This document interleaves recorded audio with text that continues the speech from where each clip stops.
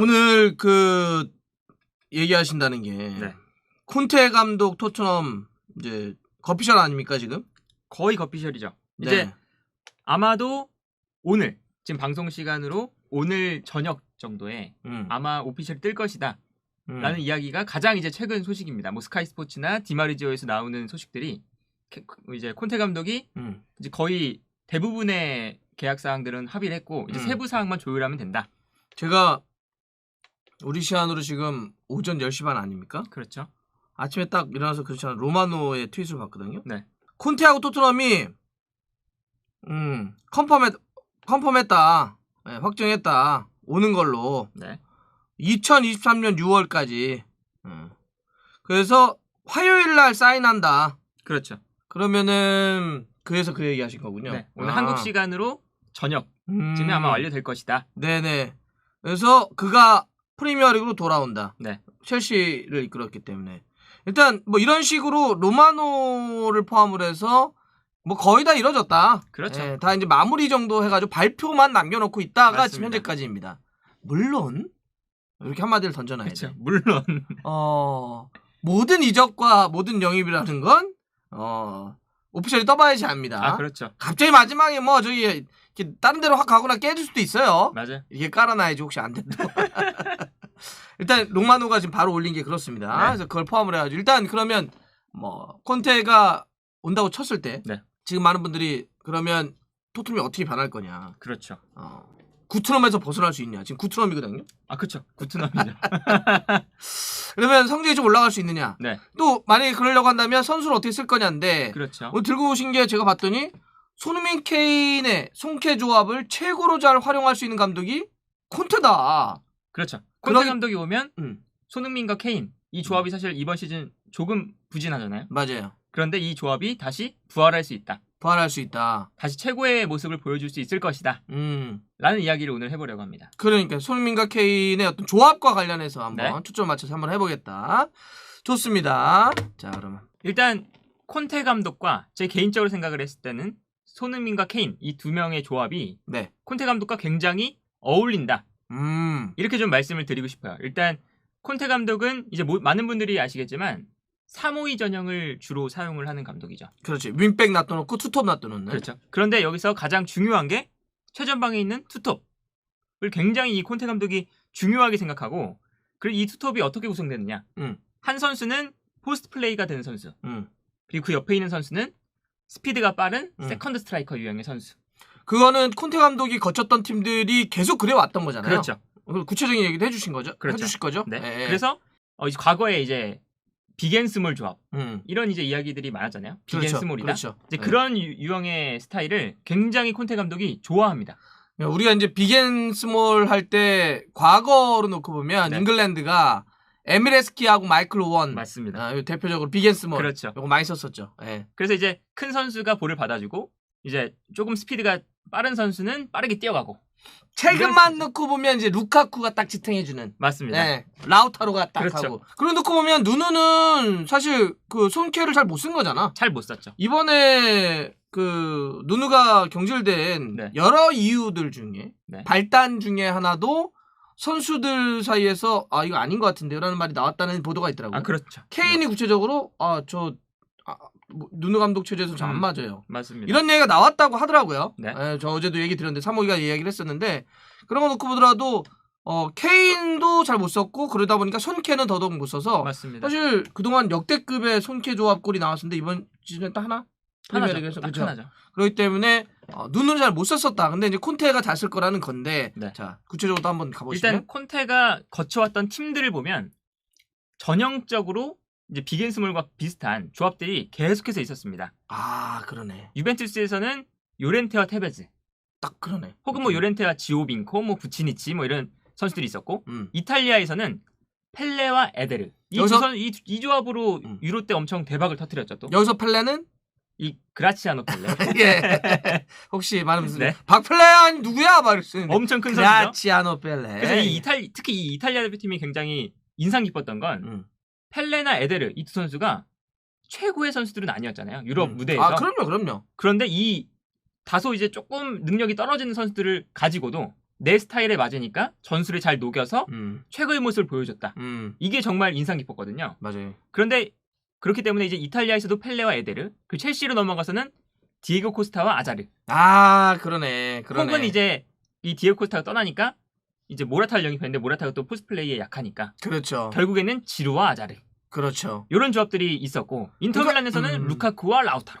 그러니까 이 결을 계속 유지했다는 거야. 그렇죠. 네, 그러니까 콘테 감독은 팀이 바뀌어도 어딜 가더라도 이 빅앤스몰의 느낌의 투톱을 계속 3-5-2를 아주 주요하게 썼기 때문에 이번에 와서도 그러면 손흥민과 케인의 그런 역할을 맡기지 않겠냐. 일단 콘테 감독이 부임을 하면 딱 팀에 부임을 하면 가장 먼저 요구하는 포지션이 최전방 공격수와 그 옆에 있는 세컨드 스트라이커 자리. 이 두 자리죠. 그래서 지금 보면 맨 아래에 루카쿠와 라우타로인데 루카쿠가 처음에는 원래 그래서 이제 등딱이 안 된다고 그랬던 거 아니야. 그렇죠. 그렇지. 근데 콘테 감독이 아무리 봐도 쟤는 내가 할 수 있을 것 같다. 저 신체적인 능력이 저런데 분명히 내가 최고로 만들 수 있다. 이래서 첼시 시절부터 원했었던 거고 결국에는 첼시에서 영입을 못하고 인터밀란으로 넘어와서 인터밀란 이제 구단 보드진에게 가장 먼저 원했던 게 루카쿠 데려와라. 그래서 이제 이카르디 팔아도 된다. 루카쿠 데려와라. 이래서 루카쿠를 그때 이제 데려오고 그 옆에 라우타로를 붙였죠. 그렇죠. 그리고 루카쿠가 이제 포스트 플레이를 못하니까 아예 그 인터밀란의 후보 중앙 수비수 라우노키아를 훈련 때 너 다른 거 하지 말고 제 옆에서 포스트 플레이 할 때 도와줘. 그렇죠. 딱 그렇게 1대1로 매칭을 시켜서 루카쿠를 완전히 변화를 시켰죠. 그러니까 루카쿠 원래 이제 보면 과거에는 이제 왼발잡이니까 오른쪽에 있다 이렇게 빠져들어오는 맞아요. 박스에서 이게 등딱 안 했거든. 맞습니다. 괜히 이렇게 막 하고 막 그러다가 이제 그랬었는데 야, 너 왜 몸도 그렇고 기술이 있고 그런데 왜 안 해? 그래서 그런 특별한 훈련을 시켜가지고 루카쿠를 완전히 다른 선수로 변모시켰다는 거죠. 그렇죠. 스타일이. 그래서까지 저렇게 쓸 정도로 자기 전술에 대한 확신, 3-5-2에 대한 확신을 갖고 있는 사람이다. 맞습니다. 네. 이 콘테 감독이 워낙 전술적인 특징도 강하고 네네. 좀 뭔가 벤투 감독하고 좀 비슷하죠. 전술적인 그런 고집들. 아무튼 그렇게 이제 고집이 센 콘테 감독이 전술에서 가장 중요한 게 이 최전방 공격수 포스트 플레이가 가능한 선수, 그 옆에 세컨드 스트라이커다. 그렇죠. 그래서 당연히 손흥민과 케인도 비슷한 조합이 마침 툭스넘이 있다. 그렇죠. 이런 식으로 그렇죠. 둘이 존재하고 있고 버티고 있다. 딱 마침 이제 이 지난 시즌 무리뉴 감독 체제에서 이 손흥민과 케인 이 두 선수를 보면 케인이 볼을 받아주고 손흥민은 전방으로 뛰어나가고. 그렇죠. 이 패턴이 사실은 뭐 무리뉴 감독 체제뿐만 아니라 포체티노 감독 체제에서도 그래왔죠. 네. 그래서 이 두 선수의 조합이 프리미어리그에서 최고의 조합이다. 이렇게 지금 불리고 있었는데 뭐 실제로 기록만 놓고 보더라도 램파드와 드록바의 합작골과 하나 차이니까. 그렇죠. 그런데 이번 시즌 손케 듀오가 잘 좀 날개를 펼치지 못하고 있는 상황이죠. 막 야, 케인이 윙어야? 뭐 이런 얘기도. 맞습니다. 케인이 뭐 수비형 미드필더야? 뭐 그렇죠. 이런 얘기 하고요. 일단 특히나 케인을 활용한 방법에 있어서 굉장히 이 누누 감독이 좀 뭔가 포인트를 찾지 못한 것 같아요. 결국에는. 맞아. 일단 제가 이제 경기를 보면서 느꼈던 건 케인이 너무 측면으로 빠진다. 아, 윙처럼. 이 활동 반경을 보셔도 좀 아시겠지만 이게 지금 이 케인의 이번 시즌 활동 반경인데 그래. 윙어라니까. 케인이 이게 경기를 보다 보면 케인이 이 볼을 받아주는 거는 뭐 어느 팀에서나 이 어떤 감독이 맡아도 케인을 그렇게 쓰는데 케인이 누누 감독 체제에서는 유독 왼쪽으로 많이 빠지고 오히려 손흥민이 전방으로 뛰어나가는 손흥민에게 케인이 패스를 보내주는 그 역할만 맡겼었죠. 거의. 그러다 보니까 여기서 문제는 케인이 페널티 에어리어 주변에서 플레이하지 못한다는 것. 그래. 뭐 그래가지고 뭐 경기 끝났는데 박스 안에서 터치를 못했네. 뭐 한 번 했네.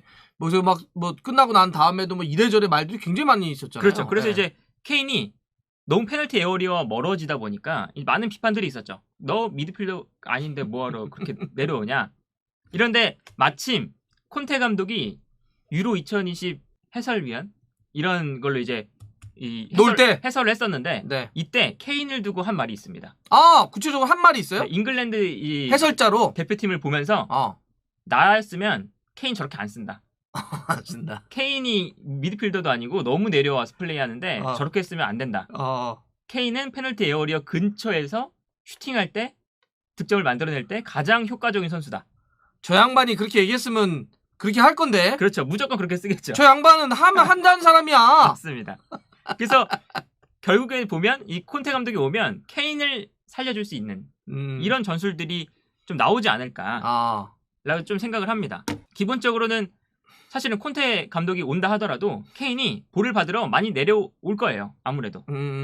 이 뭐 루카쿠가 있을 때도 그랬고 이 빌드업하는 상황에서는 당연히 최전방 공격수가 좀 내려와서 볼을 받아줘야 이 빌드업이 전개가 되지. 너무 멀어지면 안 되기 때문에 케인이 내려오는 이 상황들이 많겠지만 콘테의 그동안의 어떤 플레이의 성향을 얘기하는 겁니까? 그렇죠. 최전방 공격수가 어떻게 활용됐는지 네. 일단 빌드업을 할 때는 나와서 좀 관여를 해주고 네. 그러다가 이제 좀 내려와서 볼을 받아주지만 볼을 받아주고 나서 다시 뭐 미드필더들에게 리턴 주고 다시 리턴을 간다든지. 주고 나서 이 파이널 서드 안으로 볼이 들어왔을 때 이제 거기까지 전진이 됐을 때는 그땐 페널티 에어리어 안으로 무조건 들어갑니다. 그래서 비비고 싸워라. 그렇죠. 그래서 뭐 벗어나지 루카쿠도 말고. 그렇고 지루도 그렇고 다 이제 페널티 에어리어 안으로 이제 그때에서는 들어가거든요. 그렇죠, 그렇죠. 그런데 누누 감독 체제에서는 케인이 그때도 안 들어가더라고. 파이널 서드 안으로 볼이 들어왔는데도 안 들어가더라. 막 진짜 안 들어가더라고. 호날두처럼 계속 왼쪽으로 막 빠져 있더라. 나중에는 케인이 약간 빡침이 느껴지더라고. 깊은 빡침이 느껴져. 나도 좀 마상이 있지만 그거 너무한 거 아니야 그거? 좀 슈팅을 해야 되는데 그러니까. 너무 머니까 내가 할 수가 없는 맞아. 위치다. 뭐 이런 거였죠. 그래서 이번에 이제 누누 감독 경질이 아주 그냥 독특한 아주 공헌을 했어. 맞습니다. 예. 그래서 이제 콘테 감독이 오게 되면 케인이 좀 살아날 수가 있고 네네. 전술적으로 살아날 수 있고 여기에 대해서 사실 케인이 지난 시즌에 도움왕과 득점왕 모두를 차지한 이 선수가 유로에 가서부터 부진하기 시작했죠. 그쵸. 그리고 뭔가 이상해 지금. 그 이유는 여름 이적 시장 때 맨시티로 이적을 하고 싶었는데 레비가 막았었기 때문에. 반성문 2번 쓰면서 맨날 깨졌어. 내가 봐선. 그때 좀 멘탈이 조금 그때부터 깨졌죠. 너무 장문으로 쓰더라고 반성문을.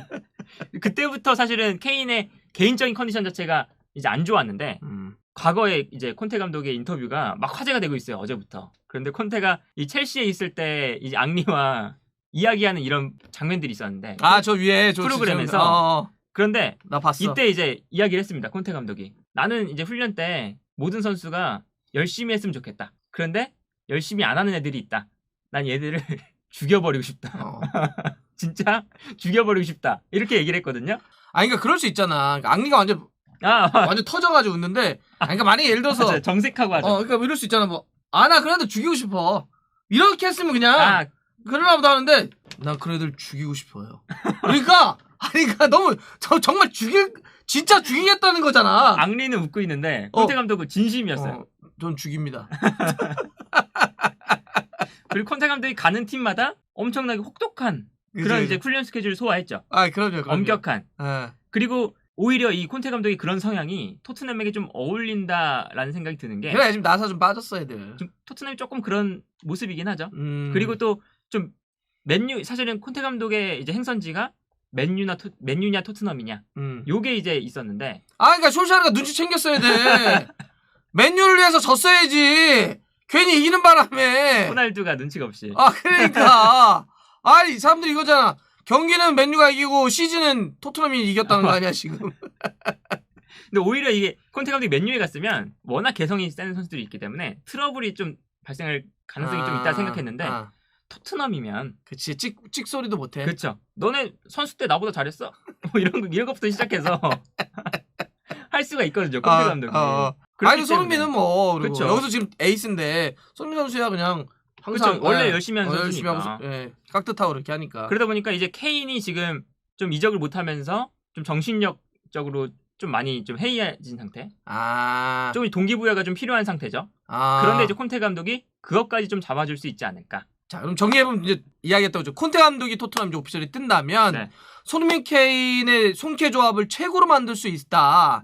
그렇게 이해한 이야기는 정리해보니까 2가지네. 하나는 실제 손케라고 하는 스타일의 투톱을 계속 중용하는 전술을 갖고 있다. 그렇죠. 역대 다 그랬다라고 하는 걸 이제 이야기해 주신 거고, 또 하나는 이 손케의 문제점 중에 하나는 또 케인을 전술적으로 활용 못한다는 것도 있었지만 케인이 어쨌든 마상을 포함을 해서 뭔가 동기부여라든지 뭔가 심리적으로 좀 불안한 상황이다.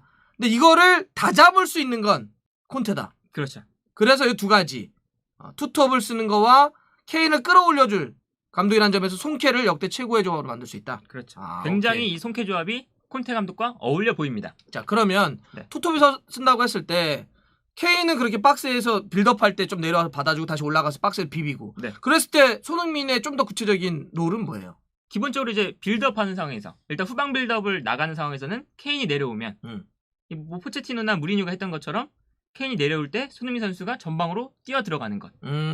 속도를 갖고. 그렇죠. 그리고 네. 지공 상황에서도 손흥민 선수가 이제는 왼쪽에만 있는 게 아니죠.